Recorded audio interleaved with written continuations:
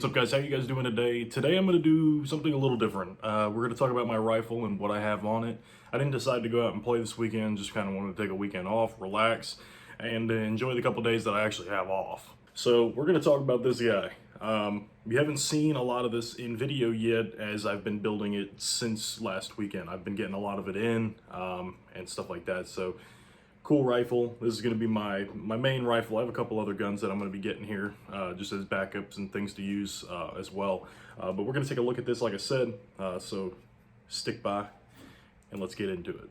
So starting off with the base gun, it's a Krytac LVOA. It started off as that. As you can tell, it is no longer a Krytac LVOA. Internally, this gun is housed by a G&G, I do believe, gearbox and a N7 Milsim, which the trigger has been then changed out as well to a JCT speed trigger from evike.com. I'll put a little blip up here for you guys to look at that. So again, this was a Krytac LVOA, so the upper and lower receiver are for a Krytac, as well as the buffer tube and stock.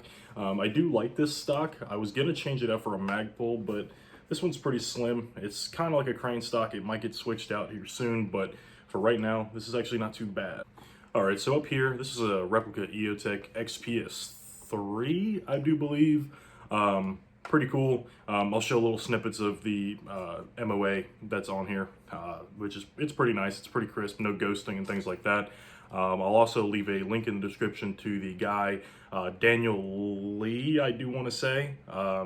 He sells all this stuff as well as the light that we'll talk about here in just a second. He imports them and then ships them via USPS and things like that. So a good way to get pretty nice replica optics and flashlights for a really good price. And you don't have to worry about the Chinese shipping and things like that. For the most part, they're already here stateside. He ships them. He deals with the whole transaction of overseas shipping. All right, so moving on, we have it's a 2-button pressure pad here.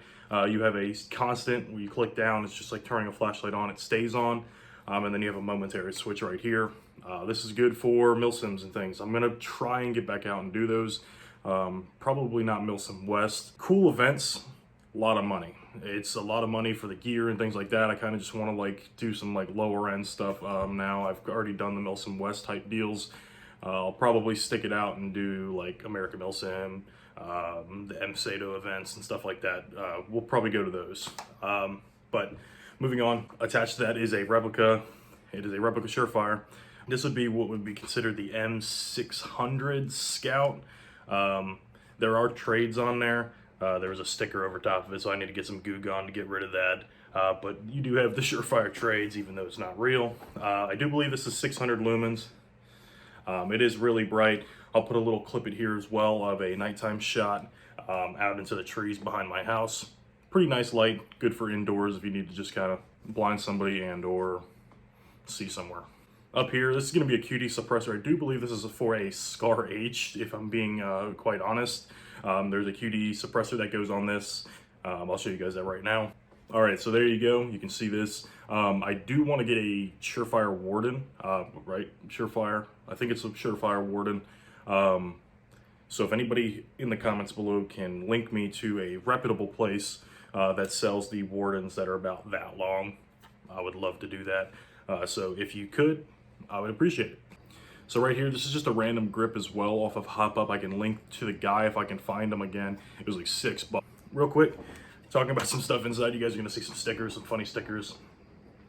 Internally, like I said, there is a Redline N7 Milsim, which means that this is a mechanical or a pneumatic HPA system. It uses just air, no batteries, no ECU or FCUs, and things like that. From there, the stock Krytac Hop Up. Now, the stock Krytac Hop Up works really good. It is like probably one of the better ones out there. You got those, then you have Max and things like that. Internally to that bucking and the barrel itself, inner barrel itself, is a little different as well. I went with a G&G green bucking for the cold temperature bucking. Good for outdoors. It's wintertime now, or getting to wintertime. So I wanted to have something that's going to perform good. There was some different one in there as well, and then the stock Krytac one, which it would double feed and all types of other things. It was just not very good. Besides the point of actual like things that you would need on an airsoft gun, just little jokes. You guys can probably see it's just a, a holographic sticker, and then the 2-tap thing, you know, the first rule of Zombieland. But again, moving on, internally, the inner barrel. It is a ZCI 6.03, I do want to say, barrel, type bore. It is probably going to get R-hopped in the future, but for right now, it's got some really good range, and it works for me. Other than that, that's pretty much it for the gun. Really nice gun. It is definitely getting the job done, but you guys will see a lot of this. Again, this is going to be my main. So again, if you guys would like to know more about this, things will be down in the description for you guys to take a look at them. If you'd like to build a rifle like this, you're probably looking at about, at the minimum, $1,000, unless you can find some used stuff like I did. So there you go. Thanks for watching, guys.